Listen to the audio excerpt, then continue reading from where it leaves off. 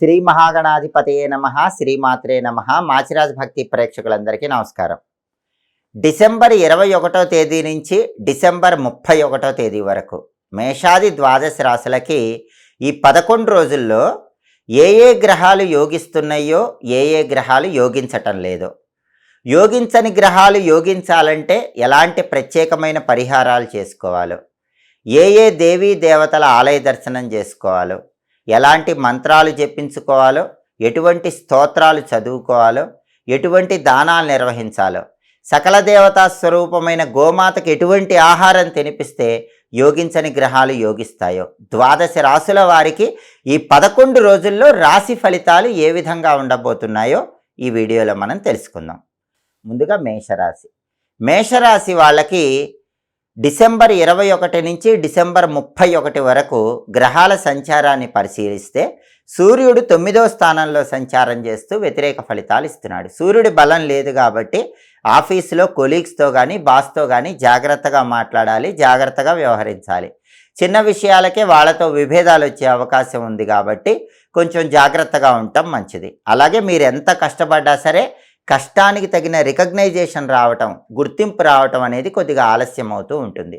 సహనంతో మీ పని మీరు చేసుకుంటూ ఉండాలి. రాజకీయ రంగంలో ఉన్న మేషరాశి వాళ్ళకు కూడా రాజకీయాల్లో కొన్ని ఒడిదుడుకులు ఉంటాయి. అలాగే తండ్రితో మాట్లాడేటప్పుడు గొడవలు రాకుండా జాగ్రత్తగా మాట్లాడాలి. తండ్రి తరపు బంధువులతో జాగ్రత్తగా వ్యవహరించాలి. అలాగే వ్యవసాయ రంగంలో కూడా కొన్ని ఒడిదుడుకులు అనేవి కనిపిస్తూ ఉంటాయి. ఆరోగ్యపరంగా కూడా ప్రత్యేకమైన శ్రద్ధ తీసుకోవాలి. ఈ 11 రోజుల్లో మేషరాశి వాళ్ళకి సూర్యుడి బలం లేదు కాబట్టి ఈ విషయాల్లో ప్రత్యేకమైన శ్రద్ధ వహించడం మంచిది. అలాగే బుధుడు ఈ 11 రోజుల్లో మేషరాశి వాళ్ళకి 8, 9 స్థానాల్లో సంచారం చేస్తున్నాడు. మొదటి 8 రోజులు 8వ సంచారం, తర్వాత 3 రోజులు 9వ సంచారం. ఈ 2 సంచారాలు కూడా బుధగ్రహానికి అనుకూలం కాదు. అంటే బుధుడు కూడా మేషరాశికి ఈ 11 రోజుల్లో యోగించటం లేదు. అయితే మొదటి 8 రోజుల్లో అష్టమ బుధ దోషం ఉంది. ఇది కొద్దిగా ఎక్కువ ఇబ్బంది పెడుతుంది. అంటే విద్యార్థులు మేషరాశి వాళ్ళు బాగా హార్డ్ వర్క్ చేస్తేనే ర్యాంకులు వస్తాయి. మామూలుగా చదివితే ర్యాంకులు రావటం కష్టం. జ్ఞాపక శక్తి ఉండాలన్నా బాగా కష్టపడి చదవాలి. అలాగే ఉన్న ఉద్యోగంలోనే ముందుకు వెళుతూ ఉండాలి. కొత్త ఉద్యోగం కోసం ఇంటర్వ్యూలకు వెళితే క్వాలిఫికేషన్కి తగిన ఉద్యోగం రావటం కష్టంగానే ఉంటుంది. వ్యాపారంలో కూడా పోటీ ఎక్కువ ఉంటుంది. కొన్ని ఒడిదుడుకులు అనేవి కనిపిస్తూ ఉంటాయి.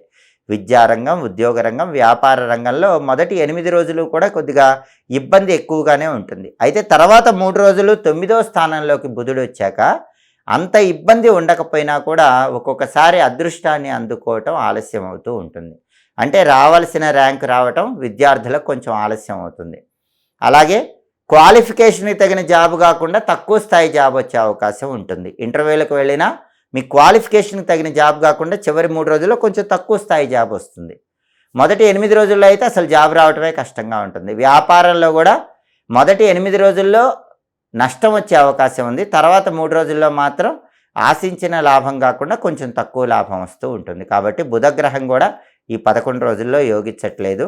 అలాగే కుజుడు కూడా యోగించట్ల. కుజుడు కూడా 9వ స్థానంలో వ్యతిరేక ఫలితాలు ఇస్తున్నాడు. కాబట్టి ప్రాపర్టీస్ కొనటానికి కానీ ప్రాపర్టీస్ అమ్మటానికి కానీ అంతగా బలం అనేది మేషరాశి వాళ్ళకి 11 రోజుల్లో లేదు. రియల్ ఎస్టేట్లో కూడా ఒడిదుడుకులు ఉంటాయి. రియల్ ఎస్టేట్లో డీల్స్ ఓకే అవ్వటానికి కూడా బలం తక్కువగానే ఉంది. బ్యాంక్ లోన్లు శాంక్షన్ అవ్వటానికి బలం తక్కువగానే ఉంది. కుజుడు కూడా వ్యతిరేకంగా ఉన్నాడు. అయితే మేషరాశికి ఈ 11 రోజుల్లో యోగించే గ్రహము శుక్రగ్రహము. శుక్రుడు 9వ స్థానంలో బ్రహ్మాండంగా యోగిస్తున్నాడు. దానివల్ల ఏం జరుగుతుందంటే ఎన్ని సమస్యలున్నా అవసరానికి మాత్రం ధనం చేతికి అందుతూ ఉంటుంది.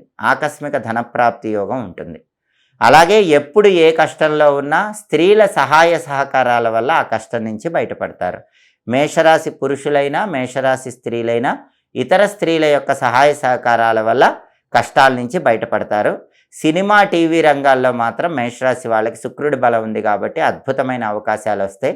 సినిమా, టీవీ రంగాలు, సంగీత నాట్య రంగాలు అంటే కళారంగంలో మాత్రం బ్రహ్మాండమైనటువంటి కీర్తి, డబ్బు వస్తాయి. భార్యాభర్తల మధ్య అన్యోన్యత కూడా చక్కగా ఉంటుంది. కాబట్టి ఇలా 11 రోజుల ఫలితాలు చూసేటప్పుడు ప్రధానంగా తీసుకోవాల్సినటువంటి 4 గ్రహాలు రవి, బుధుడు, కుజుడు, శుక్రుడు. ఈ 4 గ్రహాల్లో 3 గ్రహాలు యోగించట్లేదు. మేషరాశికి ఒక్క శుక్రగ్రహం మాత్రమే యోగిస్తుంది. కాబట్టి ఫలితాలు అద్భుతంగా రావాలంటే మిగిలిన 3 గ్రహాలకు కూడా పరిహారాలు చేసుకోవాలి. అంటే రవి, బుధుడు, కుజుడు ఈ 3 గ్రహాలు యోగించాలంటే నానబెట్టిన గోధుమలు, నానబెట్టిన పెసలు, నానబెట్టిన కందులు ఆవుకు తినిపించాలి. కేజింబావు చొప్పున గోధుమలు, పెసలు, కందులు బ్రాహ్మణుడికి దానం ఇవ్వాలి. అప్పుడు ఈ 3 గ్రహాలు కూడా యోగిస్తాయి. రవి, బుధుడు, కుజుడు ఈ 3 గ్రహాలు ఏకకాలంలో యోగించాలంటే లక్ష్మీ నరసింహస్వామి ఆలయ దర్శనం చేయాలి. లక్ష్మీ నృసింహ కరావలంబ స్తోత్రం చాంటింగ్ వినాలి. లక్ష్మీ నృసింహ కరావలంబ స్తోత్రం మొత్తం చదవటం కానీ వినటం కానీ వీలు కాని వాళ్ళు ఉగ్రం వీరం మహావిష్ణుం జ్వలంతం సర్వతోముఖం నృసింహం భీషణం భద్రం మృత్యోర్మృత్యుం నమామ్యహం ఈ సుదర్శన మంత్రాన్ని ప్రతిరోజు కూడా 9 సార్లు లేదా 11 సార్లు చదువుకోండి. అప్పుడు రవి, బుధుడు, కుజుడు ఈ 3 గ్రహాలు ఏకకాలంలో మేషరాశి వాళ్ళకి యోగిస్తాయి. దానివల్ల ఈ 11 రోజుల్లో అన్ని రకాలైన ఫలితాలు అనుకూలంగా పొందటానికి ఆస్కారం ఉంటుంది. వీలైతే ఈ 11 రోజుల్లో ఎప్పుడైనా ఒకసారి లక్ష్మీ నరసింహస్వామి ఆలయానికి వెళ్ళి లక్ష్మీ నరసింహస్వామికి అర్చన కానీ అభిషేకం కానీ చేయించుకోవాలి. అలా చేయించుకున్నా కూడా విశేషమైన శుభ ఫలితాలను సిద్ధింపజేసుకోవచ్చు. ఏ రాశి వాళ్ళైనా సరే అనుకున్న పనులు అనుకున్నట్లు పూర్తి కావాలంటే, విఘ్నాలు అనేవి లేకుండా ఉండాలంటే, కార్యసిద్ధి లభించాలంటే కొన్ని ప్రత్యేకమైన విధి విధానాలు పాటించాలి. వాటిలో ముఖ్యమైన విధి విధానం ఏంటంటే, ప్రతిరోజు మీరు గడప దాటి బయటికి వెళ్లే ముందు ఓం వర్ధనాయ నమః అనే మంత్రాన్ని 21 లేదా 11 సార్లు చదువుకొని వెళ్ళండి. ఓం వర్ధనాయ నమః ఈ మంత్రం చదువుకుని వెళితే మీరు దినదిన ప్రవర్ధమానమవుతారు. మీ పనుల్లో సులభంగా విజయం చేకూరుతుంది. అలాగే ముఖ్యమైన పని మీద బయటికి వెళ్ళేటప్పుడు చాలా కష్టసాధ్యమైన పనిలో విజయం సాధించాలంటే కపిల గోవుకు బెల్లం తినిపించి వెళ్ళండి. కపిల గోవుకు బెల్లం తినిపించి వెళితే కష్టసాధ్యమైన పనుల్లో విజయం చేకూరుతుంది. అలాగే చాలామందికి ఏ పని ప్రారంభించినా సరే ఆ పనిలో ఎప్పుడూ ఏదో ఒక ఆటంకాలు వస్తూ ఉంటాయి. ఒక ఆటంకం తర్వాత ఇంకొక ఆటంకం వస్తూ ఉంటుంది. పనులు తొందరగా పూర్తవవు.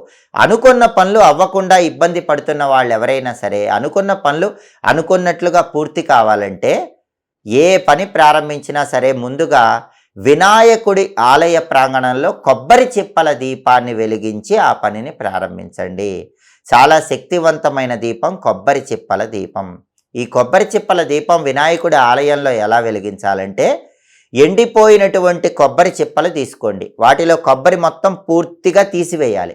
కొబ్బరి తీసివేసిన తర్వాత ఎండిపోయిన కొబ్బరి చిప్పలు 2 గణపతి ఆలయానికి తీసుకువెళ్ళి గణపతి ఆలయ ప్రాంగణంలో ఎక్కడైనా సరే బియ్య పిండితో ముగ్గు వేసి ఆ ముగ్గు మీద ఎండిపోయిన 2 కొబ్బరి చిప్పలు ఉంచాలి. ఆ 2 కొబ్బరి చిప్పల్లో కూడా ఆవు నెయ్యి పొయ్యాలి. ఆ తర్వాత ఈ 2 కొబ్బరి చిప్పల్లో ఆంగ్ల అక్షరము ఎక్స్ అనే ఆకారం వచ్చే విధంగా ఒత్తులు వేయాలి. మొదటి కొబ్బరి చిప్పలో ఎక్స్ అనే ఆకారం వచ్చేలాగా ఒత్తులు వేయాలి. రెండో కొబ్బరి చిప్పలో కూడా ఎక్స్ అనే ఆకారం వచ్చేలాగా ఒత్తులు వేయాలి. అంటే ఎలా వేయాలి? 2 ఒత్తులు తీసుకొని ఒక ఒత్తిగా చేసి ఆ ఒత్తిని వేయాలి. మళ్ళీ ఇంకొక 2 ఒత్తులు తీసుకొని ఒక ఒత్తిగా చేసి ఆ ఒత్తి వేయాలి. ఈ 2 ఒత్తులు కూడా ఇంటూ ఆకారం క్రాస్ ఆకారం వచ్చేలాగా ఒక కొబ్బరి చిప్పలో వేయాలి. మళ్ళీ రెండో కొబ్బరి చిప్పలో కూడా అలాగే చేయాలి. 2 ఒత్తులు కలిపి ఒక ఒత్తిగా చేయటం, మళ్ళీ ఇంకో 2 ఒత్తులు తీసుకొని ఒక ఒత్తిగా చేయటం. ఈ 2 ఒత్తులు కూడా రెండవ కొబ్బరి చిప్పలో కూడా ఎక్స్ అనే ఆకారం వచ్చేలాగా వేయటం. ఇలా 2 కొబ్బరి చిప్పల్లో కూడా ఒత్తులు ఇంగ్లీష్ లెటర్ ఎక్స్ అనే ఆకారం వచ్చే విధంగా వేసి వాటిని వెలిగించండి. వీటిని క్రాస్ ఒత్తుల దీపాలు అనే పేరుతో లేదా కొబ్బరి చిప్పల దీపాలు అనే పేరుతో పిలుస్తారు. గణపతి ఆలయ ప్రాంగణంలో ఈ దీపాలు వెలిగించి వెళ్ళండి. వీటిని వికట దీపాలు అనే పేరుతో కూడా పిలుస్తారు. ఈ వికట దీపము పెట్టి వెళితే ఎంత కష్టసాధ్యమైనటువంటి పనులు అయినా సరే ఖచ్చితంగా విజయం పొందవచ్చు. మీకు విఘ్నాలు అనేవి ఉండవు, కార్యసిద్ధి లభిస్తుంది. అలాగే ముఖ్యమైన పని మీద బయటికి వెళ్ళేటప్పుడు వీలైతే ఒక కొబ్బరికాయ తీసుకొని ఆ కొబ్బరికాయకు పసుపు రాసి కుంకుమ బొట్లు పెట్టి ఆ కొబ్బరికాయ మీ దగ్గర బ్యాగులో పెట్టుకొని పని మీద వెళ్ళండి. మీరు పని పూర్తి చేసుకొని తిరిగి వచ్చాక ఆ కొబ్బరికాయ ఎక్కడైనా గణపతి ఆలయంలో కానీ ఆంజనేయ స్వామి ఆలయంలో కానీ ఇచ్చేయండి. దీనివల్ల కూడా మీరు వెళ్ళి చేసిన పనిలో 100% విజయాలు రావడానికి ఆస్కారం ఎక్కువగా ఉంది. అలాగే కార్యసిద్ధి సులభంగా కలగాలంటే గణపతి ఆలయానికి వెళ్ళలేని వాళ్ళు ముఖ్యమైన పని మీద బయటికి వెళ్ళేటప్పుడు మీ ఇంటి బయట ఒక దీపం వెలిగించి వెళ్ళండి. ఆ దీపం ఎలా వెలిగించాలంటే ప్రమిదలో ఆవ నూనె పోసి అందులో లవంగం వేసి ఒత్తులు వేసి దీపం వెలిగించి వెళ్ళండి. దానికి కారణం ఏంటంటే ఆవ నూనెలో లవంగం వేసి ఒత్తి వేసి దీపం వెలిగించి వెళ్ళినట్లయితే ఆవ నూనె శనైశ్చరుడికి ప్రీతిపాత్రం, లవంగాలు అనేవి కుజుడికి ప్రీతిపాత్రం, అలాగే శుక్రుడికి కూడా లవంగాలు ప్రీతిపాత్రం. శని, కుజుడు, శుక్రుడు ఈ 3 పాపగ్రహాల బలాన్ని పెంపొందింపజేసుకోవచ్చు. మీరు కష్టసాధ్యమైన పనిలో వెళ్ళేటప్పుడు ఆ పనిలో విజయం చేకూరటానికి గుమ్మం బయట ఈ దీపం వెలిగించి వెళ్ళండి.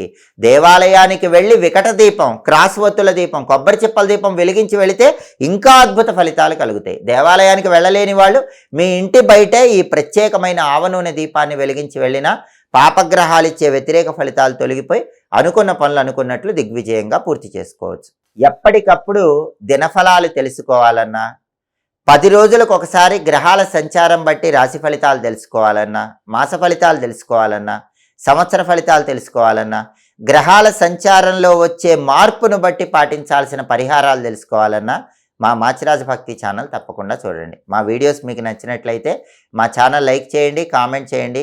మా ఛానల్ వీడియోస్ 10 మంది మిత్రులకు షేర్ చేయండి. మా ఛానల్ సబ్స్క్రైబ్ చేసుకోండి. పక్కనున్న బెల్ సింబల్ నొక్కటం మాత్రం మర్చిపోకండి. సర్వే జనాః సుఖినో భవంతు. స్వస్తి.